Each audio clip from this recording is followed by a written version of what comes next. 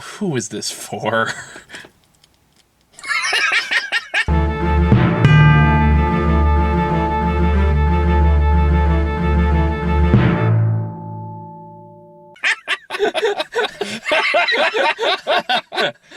All right. So on the other end of the spectrum of movies you asked me to watch this week, we have very different. The Jesus Rolls. The Jesus Rolls. I forgot this movie even existed until you made me look it up. It is not The Big Lebowski 2.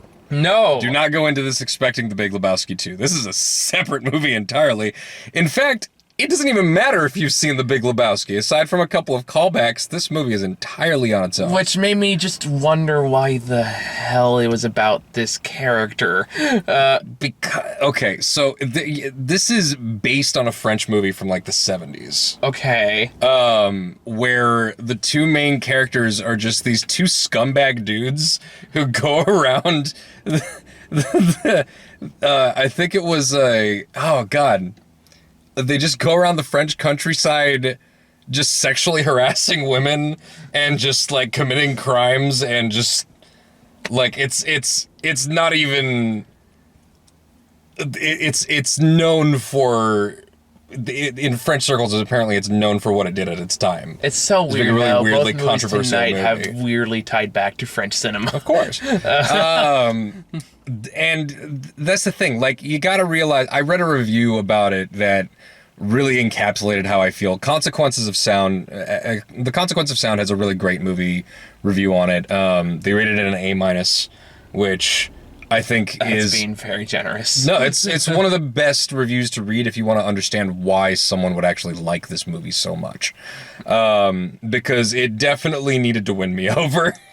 It took a minute. It never really did for me. I'll get into my reasoning later, but there's definitely a weird vibe through it where you're not really rooting for the Jesus. No, you're not. He's kind of scummy. Kind of? Yeah, he's very scummy. He's known for being scummy. But I love how it all comes from the fact that he just doesn't pay attention to shit and he doesn't care about shit. And he's just this weird anomaly. And he kind of just does what he wants to. And he's not supposed to be somebody that you root for necessarily. But you kind of, like I said in my text to you, I don't like these characters necessarily, but I like how they support each other. And I find their interactions with each other amusing. I did not. I was very annoyed for a good majority of this film. It's not even so much like liking or disliking, because I could not like dislike a main character and still find it interesting. Yeah. But I was like, God, I want something to cling to be invested in. That's the thing, anything. you can't do that. And you can't do that. Fucking care. You don't have to. And I kind of do, though. You don't, though. I don't even care about their fate, but I gotta at least want to see what happens next. Let me put it this way. Like, the weird thing that this tied back to for me is Once Upon a Time in Hollywood. Because without the ending, without the whole Sharon Tate theme throughout it, the movie is just a bunch of random fucking vignettes with these characters who don't really have any goal. I mean, they're just hanging out. It's what they call a hangout movie, apparently. I guess. All right? So this movie... At least I found those characters, like, I found them interesting. Okay. And I can actually, want to see the adventures they get into. Yeah. This, in this movie case, it's all I think is oh, dude, shut the fuck up. I am tired of listening to your noise. You are so irritating, and I don't know why this movie had to be about this guy. And that was the most confusing element to me. He's why is it about the guy from The Big Lebowski? It could literally be about anyone else. Because John Turturro just really wanted to make it about this guy for some reason. Because he saw that character as being similar to the characters from that original French movie. I respectfully disagree. Do you know what that movie is? I'm just going off the limb. Then how do you know? Because fuck this movie. This movie attempts to do a very specific, weird thing, which is just have these characters just bounce around and commit crimes and have antics.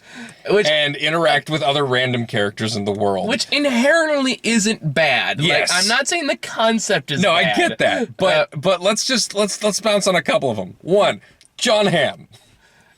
Yeah, I fucking love John Hamm's role in this movie. I love John Hamm too, but I'm not. Even though I wasn't really buying it. I love when they go into his hair salon and there are all those portraits of him around on the walls. At that point, I was really just wanting the what's her name to shut up.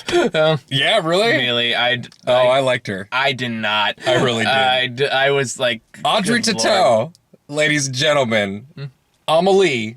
Okay. Oh, fuck, that was Amelie. Yes! All right. 20 years later, and I honestly think... Very different movie. Part of the reason that she's in this movie is because she's French, and she knows the fucking history. Yeah. And she gets what this is a reference to. And I did enjoy her character, just as a contrast to these two brutes. I mean, just because I get the concept, I get what they were going for, but the execution was just... I loved it. I did not. It's more like, I can only hear so many people, like, make, like, dicks and ball jokes for so long, for, like, I'd rather rewatch, like, a fucking Seth Rogen movie. But I feel like most of them weren't that, like... They weren't that crude. They were pretty crude. Some of them were. A lot of them were. I think, not so much. I mean, the jokes in the movie, not necessarily just the dick and ball things. No, I know that. There's definitely, like... jokes. Sure. But there's definitely, like, sex comedy in there, so to speak. But the whole thing, like... There's a whole sequence where the whole joke is like, I'm John Turturro, look at my dick. Oh, no homo. But that's like the whole joke. But for me, see, that's the weird thing about it. To me, the joke isn't funny because of the joke. The joke is funny because of the awkwardness of the character. If I'm gonna go that route, it means I have to give credit to Chips, and fuck that. No, that's very different. That's very different. Is it though? Because it's kind of it's the same line of no homo, bro. No, there's no homo here. There's definitely fully fine with homo in here. One's fully fine with homo, the other one is actively opposed. Well, yes. Which is also the joke in Chips. Okay, but still, the characters, nah. But the weird thing about this movie is the carefree feeling that kind of permeates the whole thing. Between the soundtrack and the tone of the movie, like, when is the last time you saw a movie that just gave this little of a fuck about just doing nothing? Magic Mike 2. Really? Yeah. I do have to see that. And I kind of love Magic Mike 2. I heard both Magic Mike movies are pretty great. I haven't seen the first one. I saw the second one, and I loved it. Yeah. For the reasons you said, because it's all about just the guys who take a road trip, and they're just really supportive of each other. Yeah. So there's like this whole joke. They're way more likable. Except they're way more likable. There's this whole like joke when the guy has a really big dick, but it's a problem because no one wants to fuck him because it's too big. So they have to find the Cinderella of pussies. And they finally find it, and I'm like, oh my god, and they act like schoolgirls. I'm like, oh my god, I'm so happy for you. And and shit like that I can get behind, but this one's like, god, it's like, it's so irritating, and I can't get behind it. Okay. I'm just, okay. I don't want it. One of my favorite sequences in the movie is the Pete Davidson sequence. Which one was that one?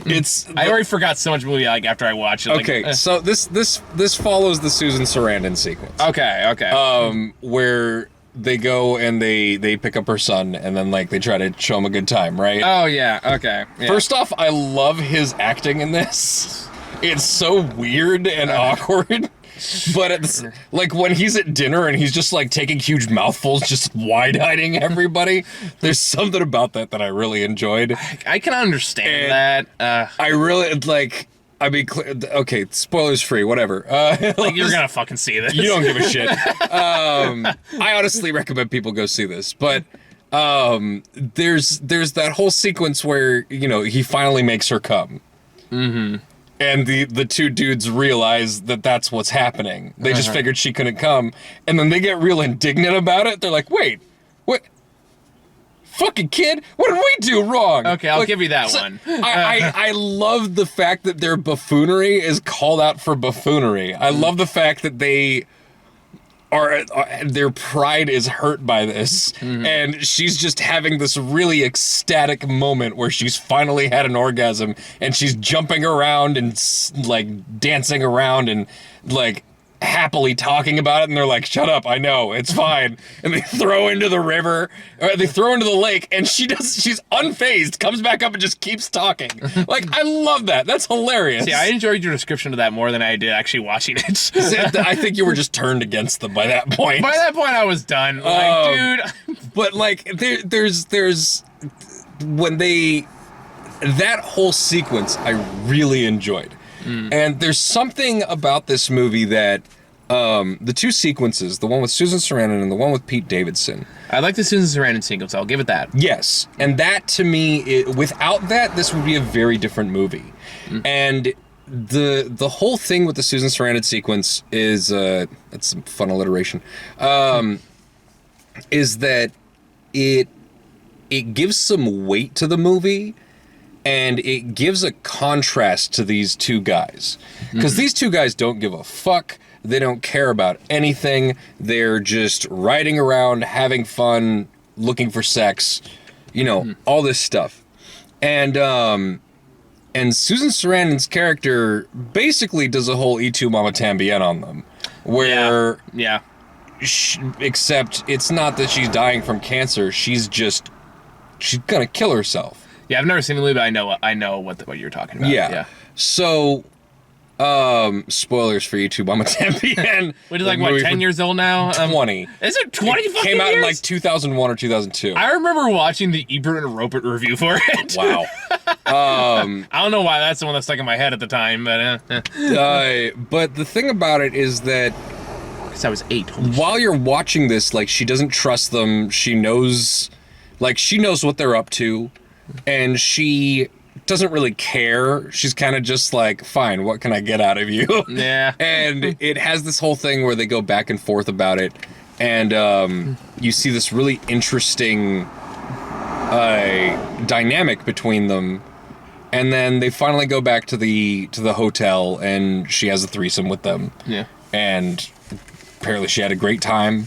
Yeah. And she just gets up and goes and sits on the other bed in the sunlight and hugs herself and smiles really contentedly, and then fucking shoots herself. Yeah. And there's something... Sorry. You have a thing with tapping today, huh? I have a lot of nervous energy. How do you not know this about me? I don't know. But there's something about this whole thing, which is... the fact that you have these two characters that really have no cares in the world, and that's not a burden to them. They like that. They like having no attachments. And then you have someone else to whom this lack of attachment is a lack of reason to live. So they just really enjoy a day together, and then, I don't know if she just thinks, like, I'm never going to have another day like this. This is going to be the best day I have. After this, it's all downhill, so she just kills herself. Fucking hell, I want to watch the movie you saw, apparently. There's something to that just...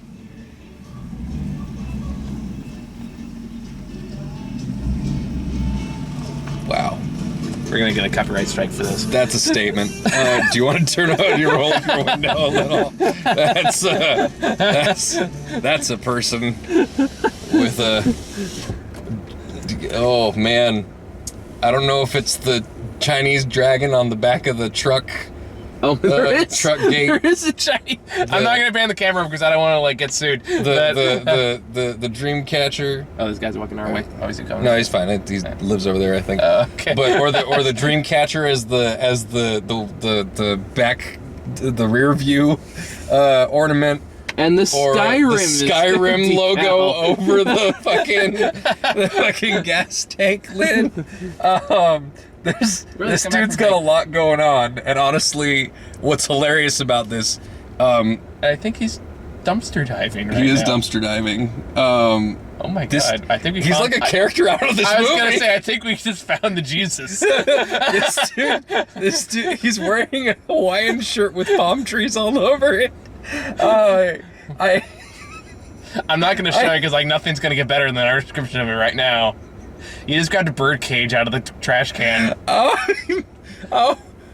I feel bad for staring. I'm trying not to stare at it, but I will say, if I had the time and the patience right now and less of a fear of the coronavirus, I would totally want to have a beer with this guy and hear his story, because he looks really interesting / insufferable, depending on which angle you're coming from. Kind of like this movie. Yeah. Hey. Maybe Hawaiian shirt Skyrim man is a perfect metaphor. Maybe both. for this movie right now. He's driving a giant fucking black Escalade With the red stripe. with a red stripe and like rims. It's got rims and it has a different like panther hood ornament on the thing. It's a lot, but What are you gonna do with the bird just cage? stop looking at him. It's not gonna He get pulled better. out a lantern. There's a lantern there now. It's not gonna get better. Or it keeps getting better. I don't know, but anyway. So okay, so Susan Sarandon kills herself.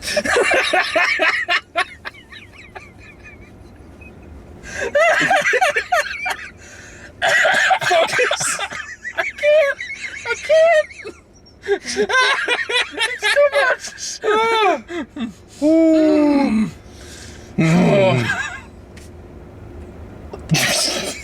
What is he looking for? I really hope he doesn't look this way right now. Don't look at him. Don't look at him. What is that? What did he just put in his pocket? It looked like a phone. Oh, Anyway. turn right. But yeah, It's like back this way. so the movie. What I really like about this serious moment in this goofy, stupid movie is it provides a very serious contrast between like life experiences and the fact that they just feel like anybody can live like this. And they go and they find this lady, and it's with all the intent of having sex with her. But at the same time, the way they approach it is just by showing her that they can be friends and that they can have a good time and that they can just, you know, like go and be carefree. And that's their tactic of seduction, of really just, I don't know, becoming friends with the person on a certain level. I guess. Which is weird, but it really fucks them up when they suddenly realize that. Sorry, I really want to see if there's anything in his back seat. There is a pile of just bags and shit in his back seat. Oh, you guys can be friends then. I don't want. I'd be afraid to get in his car. I don't know. That's a pretty dope ride.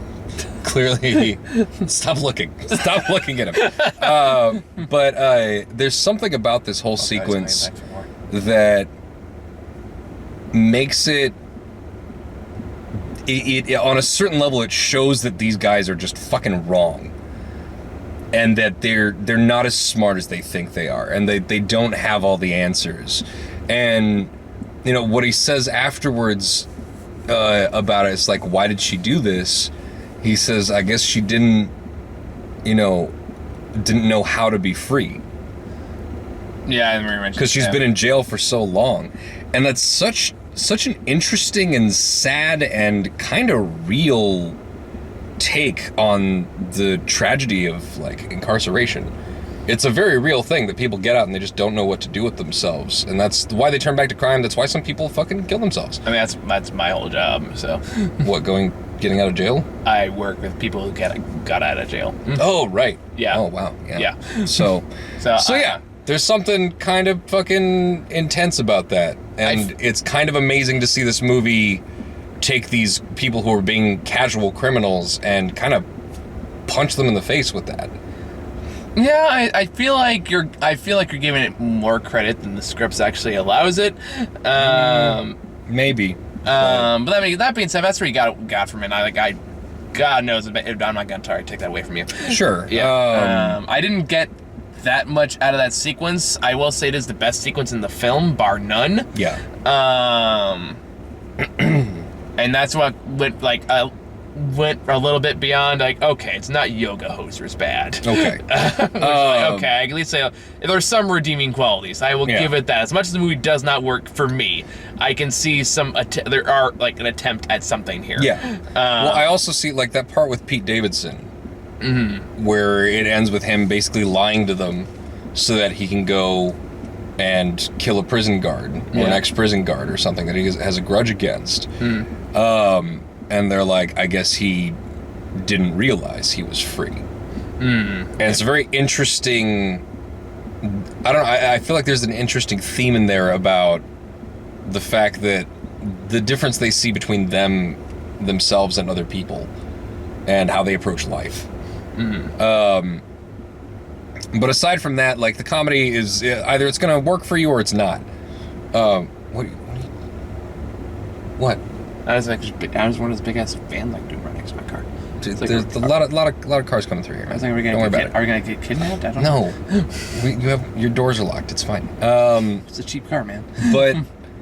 But then the other thing about it, like the little things that I really loved about this movie, just the little jokes that made me laugh a lot, were things like the number of cars they stole. Okay. Like every time they showed up in a new car, I think it was there was one point where it's like, is this like the 5th car they've stolen? At least. And it just becomes a theme. Like you just see them in different cars as the movie goes, and how casually they steal all the different cars. That's the thing about it. The how casual crime is to them, and how they're almost doing it to troll people as opposed to doing it to do crime. Yeah, I guess for me, just like, it's not really my style of humor, I guess, or it just didn't really connect with me. I was more just like... It's a very European feeling movie. I don't know if I've seen enough European film to really be like a judge in that. Right. I know British comedy. That's like the most I got. British is very different. Yeah, that's my point. But this really, it doesn't feel like an American movie. I'll say that. Yeah, it's very different from your standard American style movies. But I love the different cameos that popped up throughout the film. I felt like a lot of them brought an interesting element to the movie. I love John Hamm. I enjoyed Marie's character quite a bit, particularly in how she's this contrast to these two just, hard-headed, cocksure buffoons. I liked the moments of humanity throughout the movie. There's definitely, as cringy as a lot of the Jesus stuff was, I also feel like it was a big part of making sure that you don't root for this character in everything that he's doing. I mean, you can make a character like that and still have it, like, be interesting or gravitate. Or I found it interesting. Okay, fair enough. After once it got past like the first half hour, especially, because I felt like the movie was front loaded with a lot of just dumb moments. The moment where he goes and sits down across from the breastfeeding lady in the bus station is one where I was just like, why? Yeah. This is literally just here to make you uncomfortable with him. But yeah, it's really, it's a weird movie. That we can agree on. Yeah, it's a really weird movie. It is a movie in a certain style, but it's also a very deliberate movie. This wasn't a movie that was made just 'cause. This is a movie that someone gave a shit about. This is a movie that John Turturro called in a lot of favors for, clearly. Yeah. And got the rights to, because the writers of the original French movie are credited in the credits. So this is a direct, like, he gave a shit about this for some reason. And John Turturro is not a stupid guy. No. He's actually very cultured, and he's in touch with his Italian roots. And there's something very weird about the fact that he made this movie the way that he did. And I think there's more to it than what we might get out of it from just viewing it as, the way that most standard American movies are made. Fair enough. I would just say, like, how much you actually get it on that level really just depends how much you can tolerate it. Sure. Sure. Like, and that's Here's the funny thing about it, though. Like, you might not have been able to tolerate the crassness of it, but I guarantee you the kind of person who's into, like, a Seth Rogen movie or something won't be into this either. Because it's different from that. It's not that kind of thing. I mean, again, but you're assuming, like, different, actually, that's not true. I'm gonna redact that statement before I say it. I would say, what am I trying to say? I think, though, like... Different doesn't necessarily mean better. Or vice versa. Like, yeah, just different. But that being said, just because it's different doesn't necessarily mean it has, like, inherent value because of that either. Not to say it doesn't have value. I know. But at the same time, it's like, I'm wondering, like... I'm wondering versus what's on screen versus being what's taken out of it. But then again, that's up to the viewer. So that's not really fair for me to say one way or another. Yeah. I personally think that if you've ever been into the looser style of like French filmmaking, or even classic French filmmaking, you might do well to approach this movie from that perspective. Oh my God, that dog has little booties and it's adorable. Right? Yeah. Oh my God. It's like an earlier. It's a very niche film. It is a very niche film, but I think that if people are informed about the fact that, it is what kind of movie it is and the kind of people that would enjoy it, they should check it out. Yeah, I mean, there is something to it. It's not for me, but after hearing you talk about it, I can see what you can get out of it. But I'm definitely not a person this movie would appeal to. Sure. I would say that it's not for everybody, but it's also not worthless. No, and I'm not going to say it is worthless. Again, like Yoga Hosers is fucking worthless. Yeah, sure. That was meant to just be a stupid comedy, but there's something more to this movie. Like, I'm gonna put it this way: if you came to me and said, "I liked Yoga Hosers," I wouldn't say it out loud, but I would judge you a little bit. Yeah. If you came to me saying like I like Jesus Rolls, like, all right, fine, yeah, sure, okay, I can get that. See, yeah. All right. Most kindest recommendation I can give for it, really. Sure. Yeah. Not for me, but you liked it a lot more than I did, and you got something out of it. So if you're Maruha's mindset, you'll probably like it. If you're a mindset, you probably won't. Yeah, I don't even know if I would call this like a great movie. It's just a really interesting and enjoyable movie, and I don't think you'll lose much if you skip it. But at the same time, if you enjoy that kind of movie, then it's rare that you get it these days. So yeah, give it a shot. Don't fuck with the Jesus. That tongue thing, man.